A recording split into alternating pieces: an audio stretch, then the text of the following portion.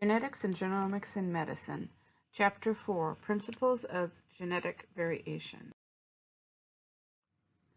Module 3, Scale of Human Genetic Variation. Learning Objectives. The learning objective for this module is to describe the scale of human genetic variation. Overview. When we talk about the general scope of human genetic variation, we can break these changes down into two broad categories. Those which do not affect total DNA content, that is, that there is no net gain or loss of the total number of bases of DNA in the genome, and then those which cause a net loss or gain of DNA sequence. And this would be, for example, the gaining of an additional chromosome due to abnormalities in DNA segregation during cell division. The most common types of genetic variation are point mutations, and these involve small scale, single nucleotide or very small number of nucleotides that are leading to no net change in the DNA content, and typically they often don't lead to any change in the phenotype of the organism. This happens because 90% or so of the DNA in the human genome is poorly conserved and may not have a significant value towards the phenotype of the individual. So often these are referred to as variants and polymorphisms, and we'll get into more detail about this further in the lecture. We determine these variants through population-based genome sequencing. So population-based genome sequencing helps us determine the scope of genome variation between human individuals. Exactly what is a variant? It's important for us to be able to classify DNA variants using the classification schemes common to human genetic study.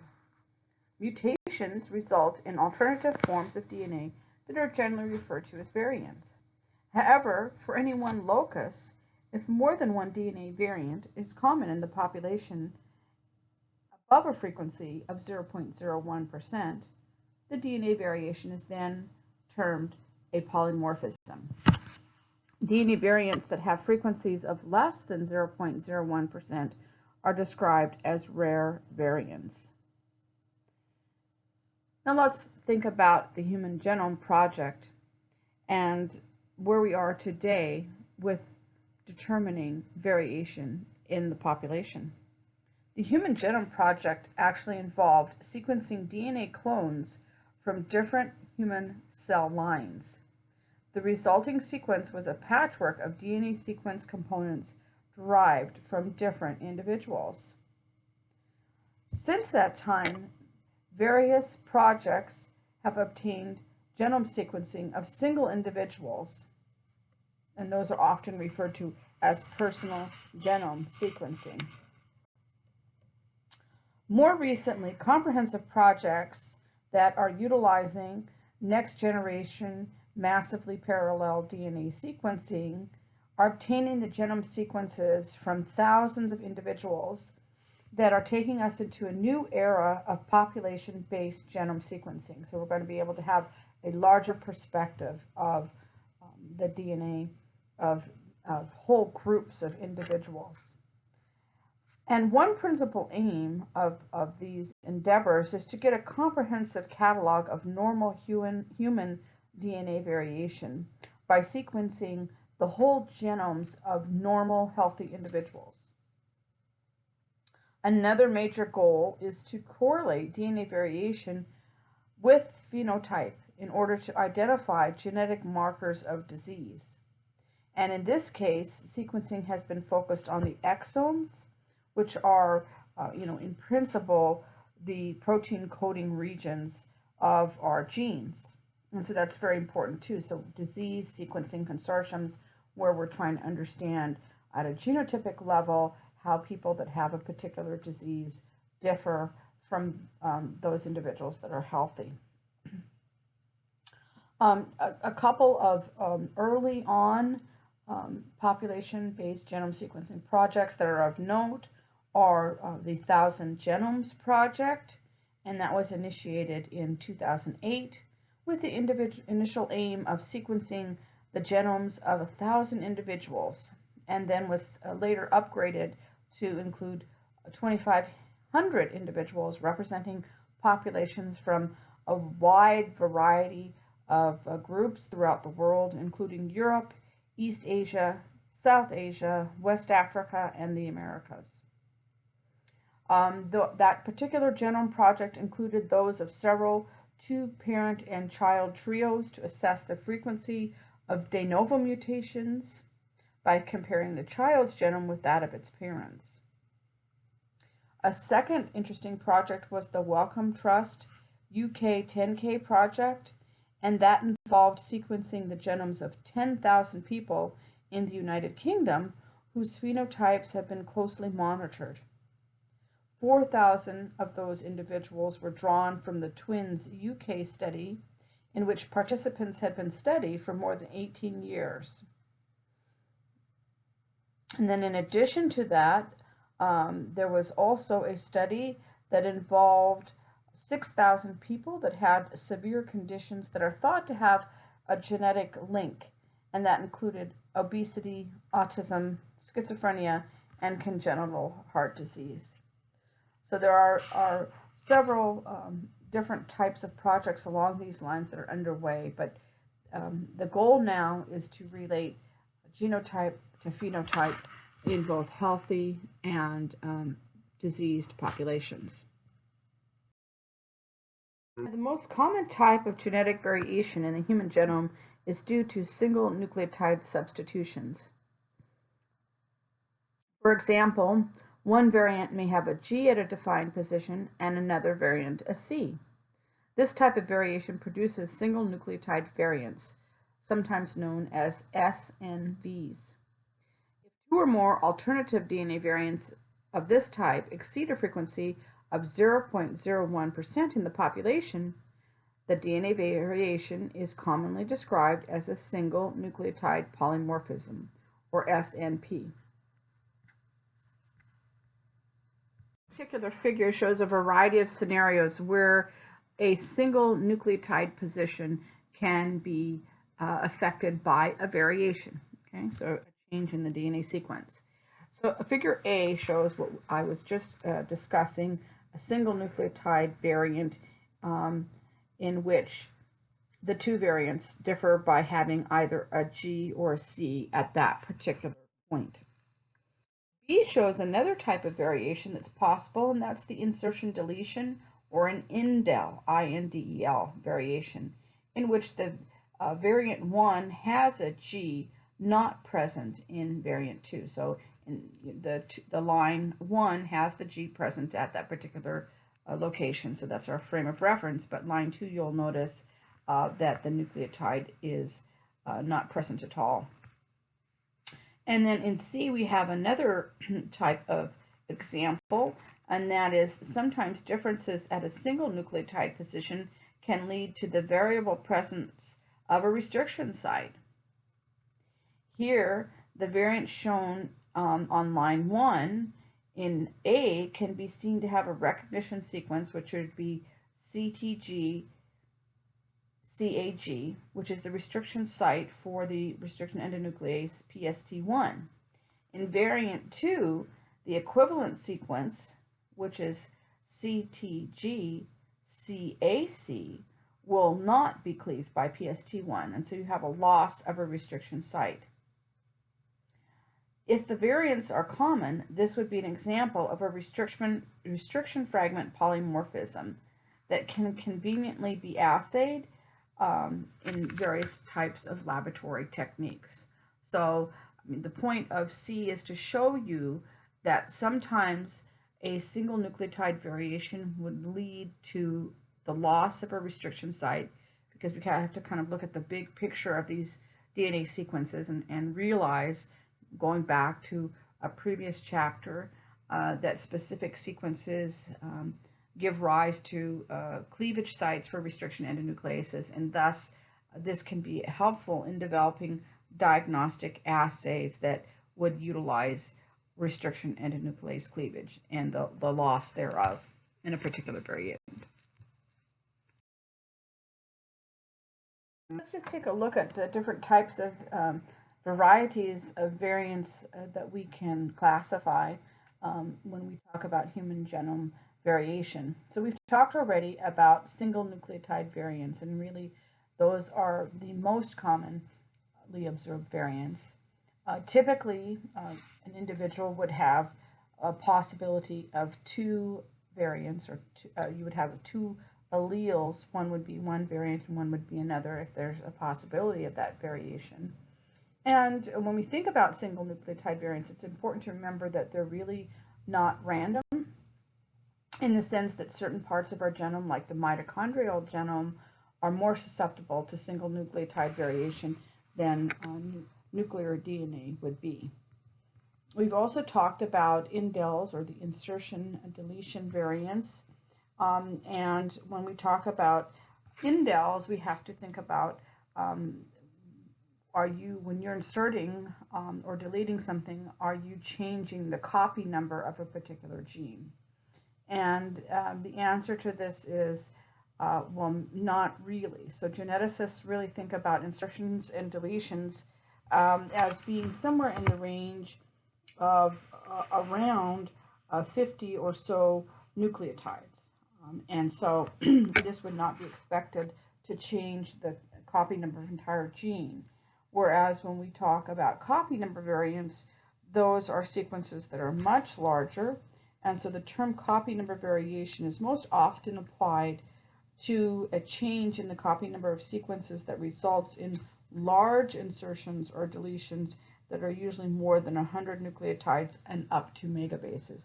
So especially, for example, when we talk about the HER2 new receptor that occurs in breast cancer, and there's a large amplification of the gene for that particular receptor that results actually as the driver for that cancer, and that we're talking about is a megabase type of phenomenon.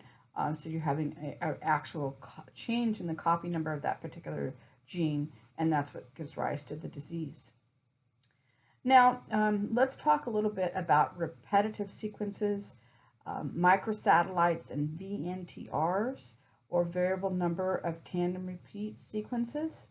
So much of our genome, as we might have mentioned earlier, is due to repetitive sequences that accounts for a very large fraction of the human genome. And these are not necessarily coding sequences that code for proteins or functional RNA. They're just repetitive sequence within our genome. And there are tandem, that means side-by-side, repeat sequences of short DNA repeats. And so these repeat units, they're also known as arrays, can be anywhere from one base pair to fewer than 200 base pairs, and these are quite common. And those with multiple tandem repeats are especially prone to DNA variation in terms of the number of copies of that repeat. So we can classify those really into three different types of categories, and that's based on the length of the repeat unit. So a satellite DNA, the array length, or the length of the repeat, is 20 kilobases to many hundreds of kilobases, and they're located predominantly at centromeres and other heterochromatic regions. Next, we have the mini-satellite DNA, and in that case, the array length is 100 base pairs to 20 kilobases, and these also are found primarily at telomeres and subtelomeric locations. And lastly, and which is probably of more interest in many ways, is the microsatellite DNA. And here the arrays are quite small, and hence the the word micro, and the array length is fewer than 100 base pairs long, and they're widely distributed in euchromatin. Microsatellites really have a great deal of variation in the population, so there's a great, and this has been exploited in DNA-based identity testing. So there are many different alleles. So for example, if you have a repeat unit of 20 or 30 nucleotides that comprises the array, within the population, some individuals may have 3 copies of that repeat unit, other individuals may have 10, and there might be maybe 20, 30, 40, 50 permutations of that repeat sequence in the population. And that is due, in fact, to a phenomenon known as replication slippage. So that's how, in the human population, we ended up with so many variations of how many copies of this repeat unit particular individuals would have. And the variation in copy number arises from the fact that during DNA replication, the nascent or newly synthesized DNA strand slips relative to the template strand, so that the 2 strands are slightly out of alignment, and that leads, at the end of the day, to a difference in the number of the array copies. Now here we show a slide that describes in pictorial detail of what we actually meant by length variation in a microsatellite. So shown here is a particular array, and it's a repeat of CA, CA, CA, and the array length is 20 base pairs. And so you can see that in the first individual, they have 10, essentially 10 CA repeats. And so the length of the repeat region would be 20 base pairs. The next individual, allele 2, that is present in the population, that individual has 11 repeats of CA, CA. And then we have a third allele that's present in the population, and in that particular allele, we see that there are actually 12 repeats of CA, CA, leading to an array length of 24 base pairs. And you can see how, using restriction fragment length polymorphism or simple PCR analysis, you could actually use this as an assay to distinguish between different individuals in the population, because these arrays are, the alleles are actually inherited in a Mendelian fashion. So, you know, the number of copy numbers that you would have of this particular repeat region would have been inherited from your parents. So you would have one array length that was derived from your mother, and one that was from your biological father. And this particular slide displays how microsatellite polymorphism results from strand slippage during DNA replication. The dark blue strand represents the synthesis of a new, or otherwise known as nascent, DNA strand near the pale blue template DNA strand. So in this picture, the pale blue strand is the template strand, and the darker blue strand is the strand that's being newly synthesized. During normal DNA replication, the nascent strand often partially dissociates from the template and then reassociates. So that's taking place during the process of replication. When there is a tandemly repeated sequence, the nascent strand, when it comes back in and reassociates, may mispair with the template strand when it reassociates, so that the newly synthesized strand has more repeat units than did, or fewer repeat units than did the template strand, as illustrated within the dashed red circles.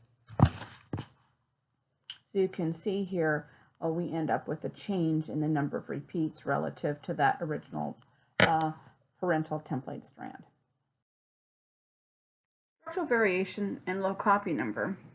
So initially, scientists really focused on small-scale variations, such as single nucleotide polymorphisms and microsatellite polymorphisms. But we now know that due to moderately large-scale changes in DNA sequence, genetic variation databases. So not surprisingly, the data from population-based genome sequencing projects comprises a very vast and large amount of information, and so several different databases and have been developed. This particular table shows you a few of the databases, but many are numerous, and this is just giving you a kind of a taste of those that are out there. But we have several of them. The DBSNP database is a database that involves SNPs and other short genetic variation, and that's maintained by NCBI. In addition, there are other databases that look at genomic structural variations. Remember what that was? Large changes in the DNA arrangement, sometimes with no change, sometimes with a change in total DNA content, and that's DBVAR and DGV.